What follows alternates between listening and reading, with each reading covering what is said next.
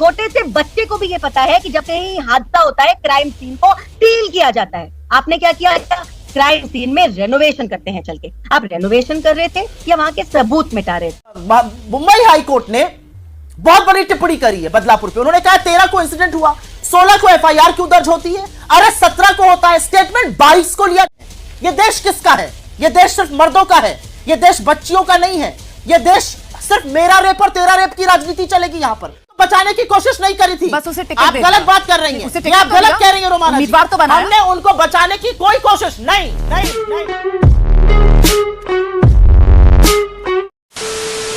नमस्कार दोस्तों, स्वागत है आपका द फर्स्ट डिबेट के एक और नए जोरदार धमाकेदार डिबेट वीडियो में।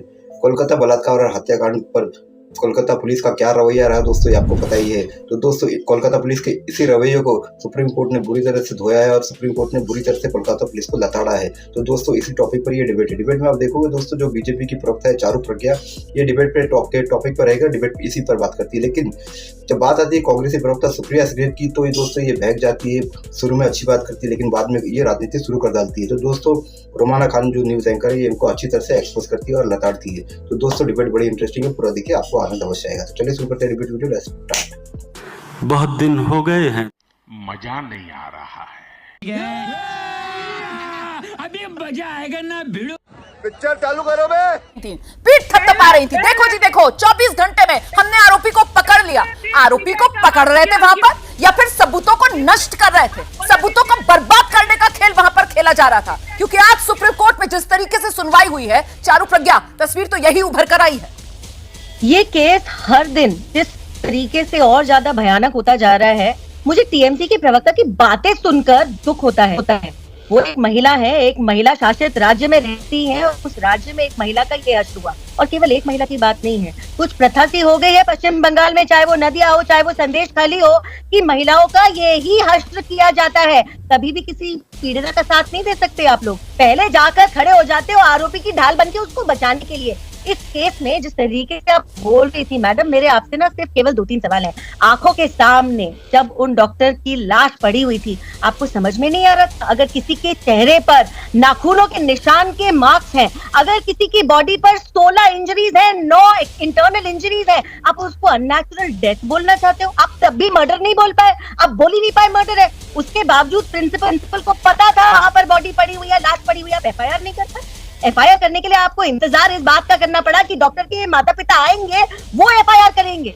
आपने उन्हें अपनी बेटी का चेहरा नहीं देखने दिया, पहले आपने शमशान घाट भेज दिया। ये तो पाप कमाने से ज्यादा बदतर आपने काम कर दिया। अच्छा, सबसे कमाल की बात आपकी सुनिए, प्रिंसिपल को वहां से हटाया जाता है, 4 घंटे के बाद तबादला करके एक और बड़े कॉलेज का प्रिंसिपल बना दिया जाता है। आप क्यों उसको बता रहे हैं, ये मुझको बताइए। और कहां पर आपने दुनिया में ऐसा सुना कि जिस रेप को बार बार गैंग रेप कहा जा रहा है, जिस महिला के शरीर से ये साफ पता चल रहा है कि ये एक आदमी का काम नहीं है इस तरीके से किसी की हत्या करना, जिसके शरीर में से पोस्टमार्टम की रिपोर्ट बताती है, ऑटोप्सी की रिपोर्ट बताती है कि 150 ग्राम सीमन मिला है, आपको आज तक कोई दूसरा आरोपी मिला नहीं, तीसरा आरोपी का नाम मिला नहीं, चौथा आरोपी का नाम मिला नहीं। एक इंसान को पकड़ के जेल में डाल दिए और उसके बाद कहते हो वाह वाह हम लोग काम कर रहे हैं। क्या काम कर रहे हो? छोटे से बच्चे को भी ये पता है कि जब कहीं हादसा होता है क्राइम सीन को सील किया जाता है। आपने क्या किया?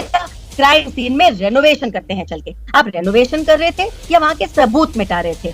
एक बात और है, सीबीआई को अगर आपको जांच सौंपनी थी तो आपको इतवार का इंतजार करने का अनाउंसमेंट करने की क्या जरूरत थी? आप इसीलिए इंतजार कर रहे थे क्योंकि कुछ सबूत गलती से बच गए हों तो आपकी पुलिस उसको भी मिटा पाए। जो लोग तो यही कहा जाएगा कि इसीलिए इतना आनाकानी कर रही थी बंगाल सरकार, इसीलिए ये एक नई डेडलाइन बंगाल सरकार की तरफ से दी जा रही थी कि रविवार तक कह रही थी ना दीदी कि रविवार तक अगर इस मामले में पूरी जांच नहीं कर पाएगी बंगाल पुलिस तो फिर हम खुद ये मामला सीबीआई को दे देंगे। लेकिन वो बंगाल पुलिस ने जांच क्या की, वो खासतौर से शुरुआती 24 घंटे जो किसी भी इन्वेस्टिगेशन में कितने क्रूशियल होते हैं कि मुझे बताने की जरूरत नहीं है। मेरे ख्याल से इस पैनल में जितने लोग हैं वो सब इस बात की अहमियत समझते हैं और हमारे दर्शक भी, क्योंकि पिछले कई दिन से अब लगातार रोज इसी मुद्दे को लेकर हम चर्चा करते हैं। ऐसे में मुझे लगता है सीधे सुप्रिया सुनीत के पास चलते हैं। सुप्रिया जी, ये जिस तरीके से सुप्रीम कोर्ट ने आज कुछ सवालों के जरिए वो बेसिक क्वेश्चंस उन्हें आवाज दी है जो लंबे वक्त से देश के लोगों के मन में थे, अब तो साफ तौर पर यही नजर आ रहा है कि ये सारा का सारा खेल दोषियों को बचाने का जो कोलकाता पुलिस खेल रही है। मुझे ऐसा लगता है कि जो जघन्य रेप कोलकाता में हुआ और जिस तरह से उस डॉक्टर की बॉडी पाई गई, ये सभ्य समाज भूल जाइए, उस पर धब्बा नहीं है। ये आधी आबादी के खिलाफ षड्यंत्र है। जितनी असंवेदनशील उसके बाद बयान दिए गए वो भी बिल्कुल गलत है। मैं चाहती हूं कि टीएमसी की प्रवक्ता यहां पर अपने लोगों को बोले कि थोड़ी संवेदनशीलता दिखाइए। प्रिंसिपल का जो रोल सामने आ रहा है, जो सवाल उन पर उठाए जा रहे हैं, वो भी संदेह के घेरे में है। देखिए उसमें आगे क्या होता है। लेकिन मैं इसी बात में एक बात और जोड़ना चाहती हूं। हम लोग बहुत आक्रोशित हैं, पिछले 10 दिन से हम सब लोग इस डिबेट पर जा रहे हैं। आपका भी आक्रोशित होना ठीक है। मुझे लगता है आधी आबादी के खिलाफ हर बार ये होता है, हम लोग आक्रोशित होते हैं। इसके बाद क्या होता है, रोमाना जी, मेरे हाथ में ये लिस्ट है। पिछले 16 दिनों में इस देश में, जब देश आक्रोशित है, आंदोलित है, जब आधी आबादी की बात रोज टीवी चैनल्स पर हो रही है, पिछले 16 दिनों में इस देश के अधिकांश राज्यों में महिलाओं के खिलाफ कम से कम नहीं तो 45 बलात्कार के मामले सामने आए हैं। यह देश किसका है? यह देश सिर्फ मर्दों का है, यह देश बच्चियों का नहीं है। यह देश सिर्फ मेरा रेप और तेरा रेप की राजनीति चलेगी यहां पर। मैं आपसे एक बात सीना ठोक के कहती हूं, अगर कल कर्नाटक में होता है तो भी मैं आपके शो में आऊंगी, और अगर हमारी सरकार कुछ गलत करेगी तो उस पर 2 टिप्पणियां करके जाऊंगी। हमने कोलकाता में भी प्रदर्शन किया, हमने बदलापुर में भी प्रदर्शन किया। आज अभी मैं देख रही हूं मुंबई हाई कोर्ट ने बहुत बड़ी टिप्पणी करी है बदलापुर पे। उन्होंने कहा 13 को इंसिडेंट हुआ, 16 को एफआईआर क्यों दर्ज होती है? अरे 17 को होता है, स्टेटमेंट 22 को लिया जाता है, और 20 को जो लोग आंदोलन कर रहे हैं कि गिरफ्तारी करिए, इसका स्टेटमेंट लीजिए, उन 300 लोगों के खिलाफ आप मुकदमा दर्ज कर देते हैं। मतलब इस देश में चाहे कोलकाता हो, चाहे बिहार हो, चाहे यूपी हो, चाहे महाराष्ट्र हो, और ये मैं सिर्फ बीजेपी शासित या गैर कांग्रेस या गैर बीजेपी की बात नहीं कर रही हूं, मतलब अब सड़क पर जब लोग उतरेंगे तब एफआईआर लिखी जाएगी, तब दोषी को पकड़ा जाएगा। ये तेरा रेप वर्सेस मेरा रेप की राजनीति चलती रहेगी। और मैं यहां पर एक बात कहना चाहती हूं, ये इसको राजनीतिक चश्मे से देखने का काम बिल्कुल मत करें। हम जिस स्वर में कोलकाता पर अब भर्त्सना कर रहे हैं, उसी स्वर में हम बदलापुर पे भर्त्सना कर रहे हैं। बीजेपी बदलापुर पे क्यों चुप हो जाती है? विक्टिम को बिल्कुल ये सही बात है कि उसके मां बाप पर छोड़ दिया गया, आप आके एफआईआर करिए। कोलकाता में उनको चेहरा देखने का मौका मिला। हाथरस में उस बच्ची को 2:30 बजे रात को जला दिया गया था और चेहरा तक देखने का मौका नहीं मिला था। और एक बात और यहां कहना चाहती हूं, यहां पर कहा गया आरोपी का ढाल बन जाते हैं। जो सरकार या सार्वजनिक जीवन में जो भी व्यक्ति आरोपी के साथ खड़ा पाया जाता है, वो उतना ही दोषी है जितना आरोपी। आरोपी की ढाल कुलदीप सिंह सेंगर में कौन बना था? ब्रजभूषण शरण सिंह में कौन बना था? वीरेंद्र सिंह के साथ आरोपी की ढाल बनकर आज तक कौन खड़ा हुआ है मणिपुर में? और अंत में मैं कहना चाहती हूं, देश आंदोलित है, महिलाएं आशंकित है, मेरे और आपकी जैसी, और इस पैनल पर बाकी दोनों महिलाएं भी। और चिन्मयानंद का केस वापस किया जा रहा है।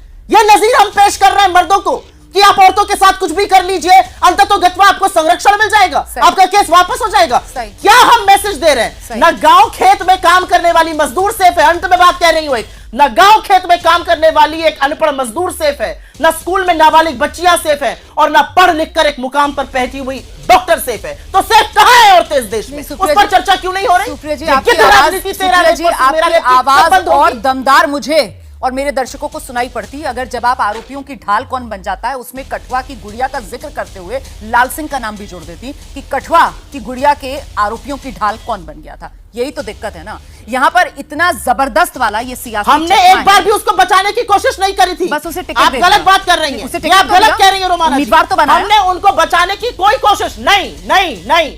आप रुकिए, मेरी बात सुनिए। अब आपने एक बहुत बड़ा आरोप लगाया, आपको उसी स्वर में मैं जवाब दूंगी।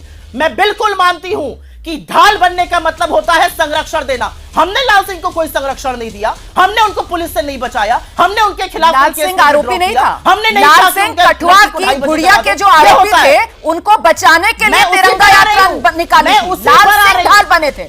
अभी आप वो बता रही थी यहाँ पर जो ढाल बने, इसीलिए मैंने लाल सिंह आपको याद दिलाया, जिसे इस बार 2024 चुनाव में कांग्रेस ने उम्मीदवार बनाया। और इसीलिए मैंने आपसे कहा कि मुझे अच्छा लगता आपकी आवाज और दमदार सुनाई पड़ती अगर वो लाल सिंह जो कठुआ की गुड़िया के आरोपियों के लिए तिरंगा यात्रा निकाल रहा था, तब कांग्रेस में नहीं था, तब बीजेपी में चला गया था। खैर, उसको बाद में कांग्रेस में जब वो आया तो आप लोगों ने उम्मीदवार बनाया, तो अच्छा लगता मुझे, क्योंकि यहां पर हम सब महिलाओं के तौर पर आधी आबादी की सुरक्षा की बात कर रहे हैं। क्योंकि मेरा मानना है कि रेप पर तेरा रेप, क्योंकि मेरा मानना है रेप पर तेरा रेप वर्सेस मेरा रेप की राजनीति हो रही है। नहीं होनी चाहिए, ऐसी राजनीति नहीं होनी चाहिए। रेप पर राजनीति हो, लेकिन रेप पर राजनीति चमकाने का खेल ना हो, क्योंकि सिर्फ वहीं पर रेप नजर आता है जहां से कहीं ना कहीं या तो आप आरोपी का बचाव करके अपना वोट बैंक मजबूत कर पा रहे हो, या फिर आप सियासी विरोधी की घेराबंदी करके किसी तरीके से सत्ता हथियाना चाह रहे हो।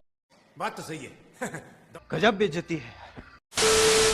तो दोस्तों डिबेट हो गई खत्म, वीडियो हो गई पूरी। उम्मीद करता हूँ दोस्तों ये डिबेट वीडियो आपको पसंद आई होगी। अगर आप दोस्तों ऐसी डिबेट वीडियो देखना चाहते हो तो इस चैनल को सब्सक्राइब करते हैं, आप जरूर जाओगे। मिलता हूँ आपसे अगले वीडियो में, तब तक के लिए जय हिंद, वंदे मातरम।